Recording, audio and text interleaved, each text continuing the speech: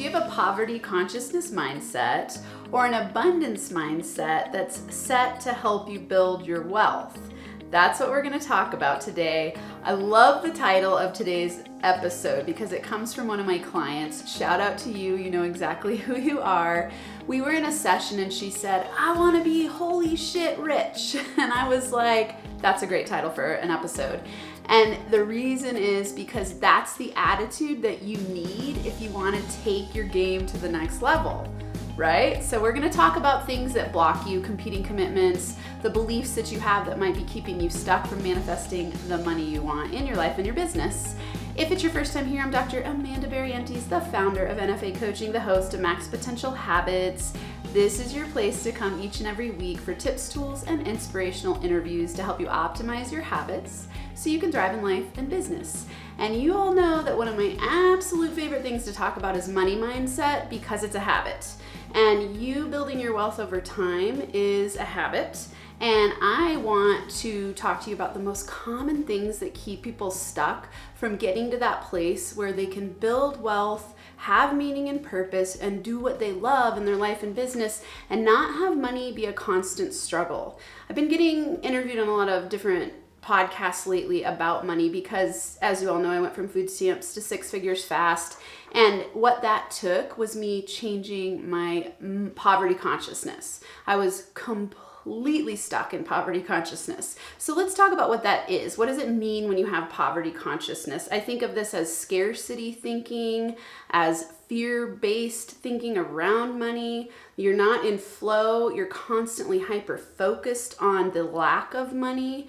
And you are in a place where you have a victim mentality, thinking that you're forever going to be stuck and never get where you want to go. This could be in any area, but really in the realm of money is what we're talking about today. So if you have poverty consciousness, it's you saying things like, I can't afford that.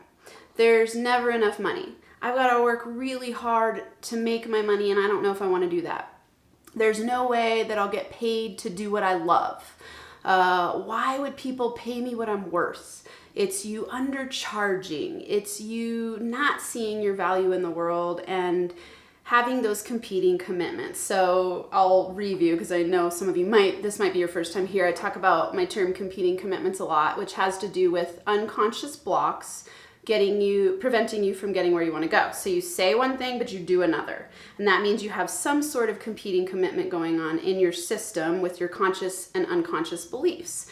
So if you have the belief, this would be a poverty consciousness belief. If you have a belief that wealthy people are bad or that it's bad for you to be wealthy because it's not spiritual, you're going to block yourself from growing your wealth. So you might say, I really want to grow a business that I love and I want to have it replace my income so I can leave my 9-to-5, but you have this belief system that if you get too rich, you might be a jerk. Or people might not like you, or people will judge you for taking the leap to build your own business, or that money is the root of all evil. Those types of belief systems come from a place of poverty because you're thinking there's not enough to go around. You're thinking that it's an either or, like either I have money and they don't, which isn't true. You're thinking that other people's belief systems are more important than your own, so then you're not willing to take the leap and step into your full expression of yourself and do exactly what you want to do in life.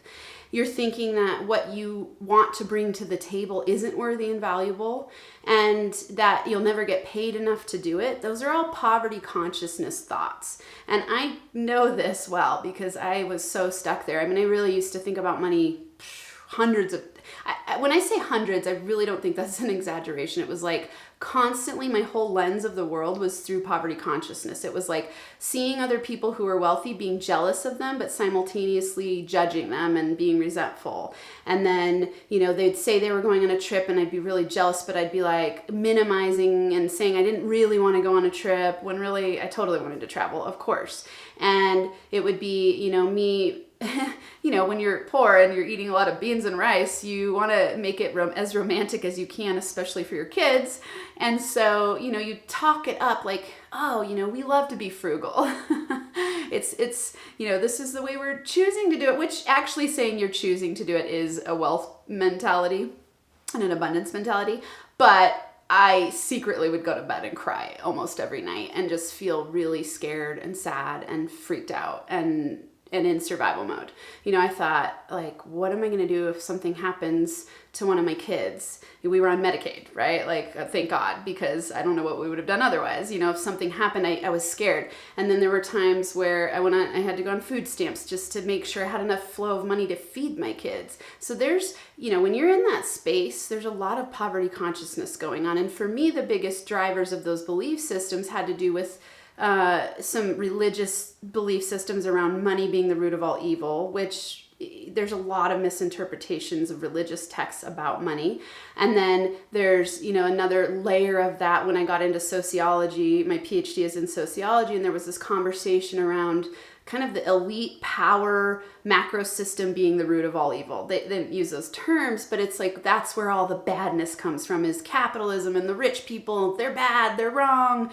And that got really demonized, added another layer of my belief system that thought, like, money's bad. I shouldn't be rich.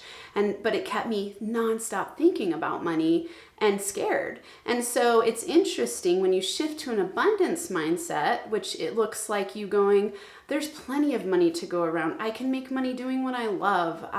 Saying I want to be holy shit rich is an abundance mindset, because someone who is afraid of money or thinks that they'll be judged by the amount of money they have would not say that. Right? They would be embarrassed to say that. Like, if you can say, I love money and money loves me, and feel it in your soul, you've got an abundance mindset. If that causes you to wiggle a little and squirm and be like, ooh, I don't want to say that out loud, that's kind of jerk. I'm a greedy jerk if I say that, or people will think that all I care about is money, or I'm materialistic.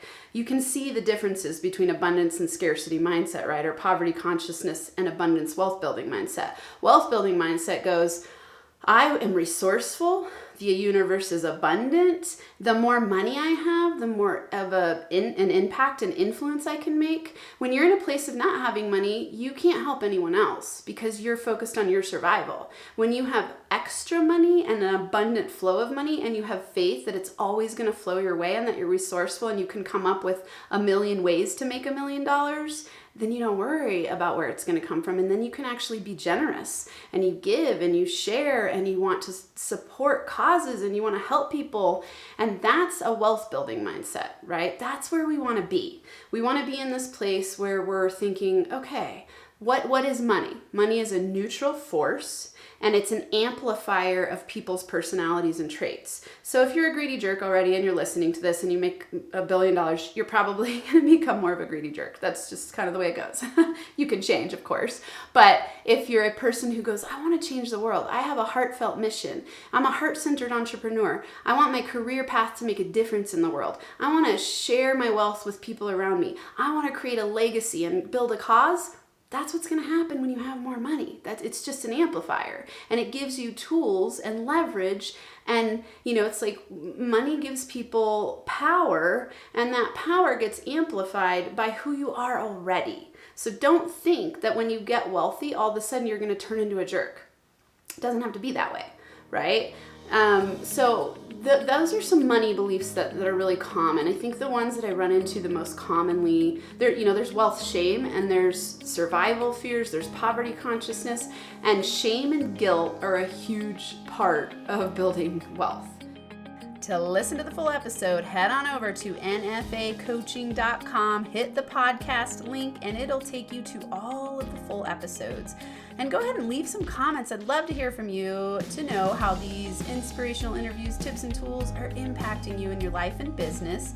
And be sure to hit that subscribe button so you never miss out on any of the Max Potential Habits episodes.